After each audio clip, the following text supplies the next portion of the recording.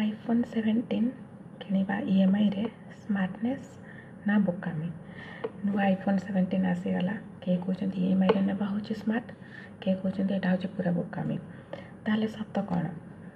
ଯଦି 0% ଇଣ୍ଟରେଷ୍ଟ ଅଛି ଆପଣଙ୍କ EMIରେ ଏବଂ ଆପଣଙ୍କର ଫୋନ୍ ଆପଣ କାମ ପାଇଁ ବ୍ୟବହାର କରୁଛନ୍ତି, ଯଥା ୟୁଟ୍ୟୁବ୍ ପାଇଁ, ଫଟୋଗ୍ରାଫି କିମ୍ବା ଫ୍ରିଲାନ୍ସିଂ ପାଇଁ, ତାହେଲେ ଏଇଟା ହେଉଛି ଇନଭେଷ୍ଟମେଣ୍ଟ।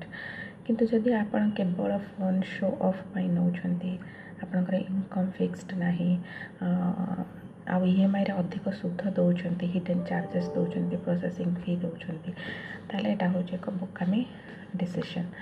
ଯେଉଁ ଫୋନ୍ ଆପଣମାନଙ୍କ ପାଇଁ କୌଣସି ଆୟ କରେନି ବା ଅର୍ଜନ କରେନି, ସେହି ଫୋନ୍ ପାଇଁ EMI ଦେବା ହେଉଛି ଏକ ଫାଇନାନ୍ସିଆଲ୍ ଟ୍ରାପ୍।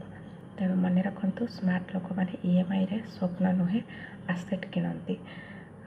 ଆପଣଙ୍କର ମତାମତ ଏଥିରେ କ'ଣ କମେଣ୍ଟ କରିକି ଜଣାନ୍ତୁ। ଭଲରେ ରୁହନ୍ତୁ। ରହୁଛି। ଜୟ ଜଗନ୍ନାଥ।